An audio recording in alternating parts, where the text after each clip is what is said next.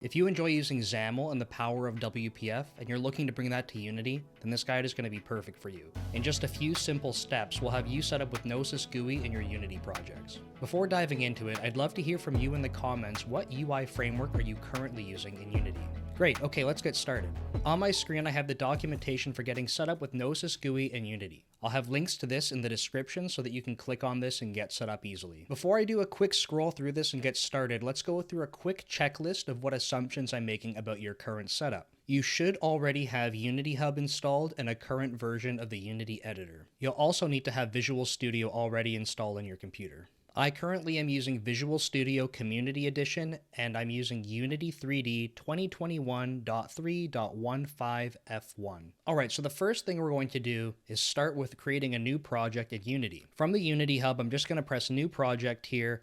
I'm just going to pick 3D. You can pick whatever you'd like to get started with, but I'm going with that and set a name for it. Now that we have our Unity project pulled up, let's go back to the documentation for Noesis GUI and see what our first step is. As the documentation suggests, we're going to have to get the latest Unity package right from their website. I'll also provide a link for that in the description. So when we go to the downloads portal, we're going to want to get this Unity package download, and you can see right here that this is right for Unity, and you'll press this download button. What you're going to want to do at this point is actually extract that download into a folder. You can see on my screen, I just have the zip file open, and here's all the contents from the download. You're going to want to extract this to a temporary folder, and then we're going to go back to Unity to pull it into Unity. Alright, it might be a little bit hard to see, but from Unity, we're going to go to Window, and then we're going to open the Package Manager.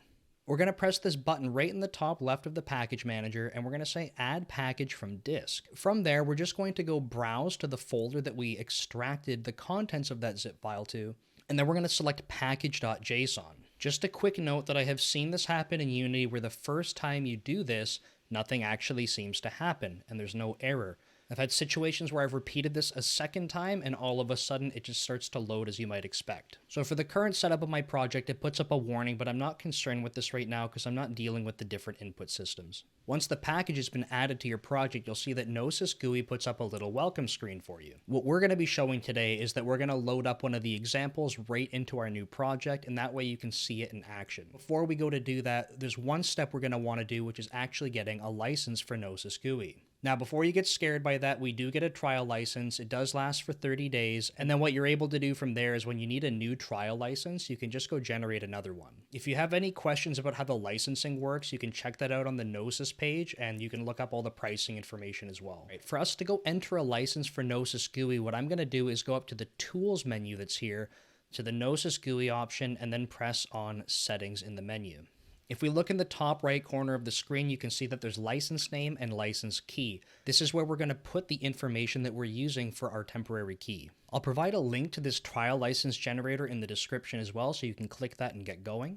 But all that you're going to want to do on this page is enter the name that you'd like to use for your license and press the generate button. Below the word key, you'll have a little input box marked as read only that you can copy your key from. Just so I don't forget during editing, I've actually blown away the field in the HTML, so that way you can't take my key.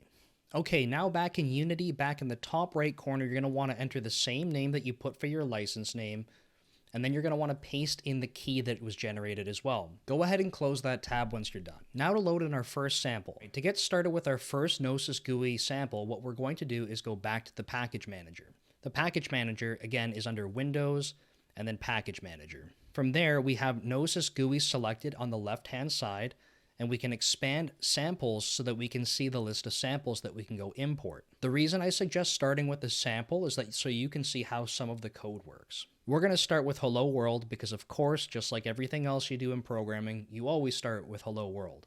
Go ahead and press the import button. Once that's been imported into your project, we can go over to the Hello World folder, and then you can see that we have a scene here called Hello World that we can go open. Go ahead and double click that. I'm going to move my head out of the way once again, and I'm going to press play. Awesome stuff. So if you're familiar with using XAML and WPF, then you can unlock all of that power with Noesis GUI, just like this. One more quick thing that I want to show you is when it comes to editing code that we're using for this, we can go launch Visual Studio directly by clicking on the files here.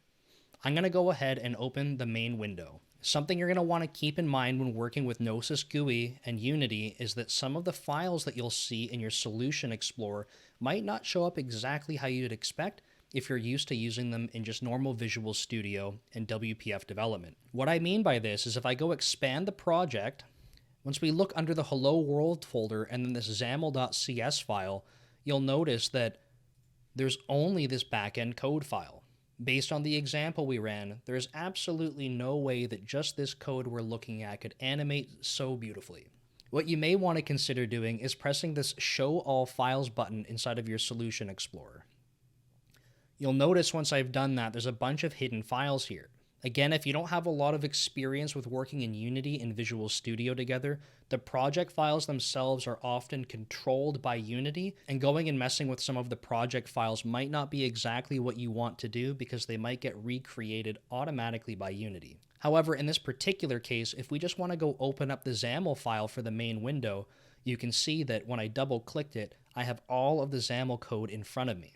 A super quick note that I just wanted to bring to your attention is that sometimes the default editor for XAML files might have been remapped. If you notice that happens and it does not open in the XAML editor, I recommend right-clicking, going to Open With, and then selecting XAML Designer by default. So as we approach the tail end of this video, I just wanted to mention to you that if you're looking at all of the code that we have in here for the XAML and all of the animations, you might be saying to yourself, well, this is going to be impossible to design with because I can't see anything. What I wanted to bring to your attention here is that in Visual Studio, they seem to have migrated away from having the XAML preview feature. And there's an ongoing discussion about this, and I think that with Maui coming about, maybe they're going to be looking at trying to reincorporate some of this in the future. However, what you are able to do is actually open up these XAML files in Blend and get a beautiful editing experience inside of Blend, and you can animate everything, and it looks really nice. So that's a quick guide for getting set up with Noesis GUI inside of Unity so that you can start making XAML-based UIs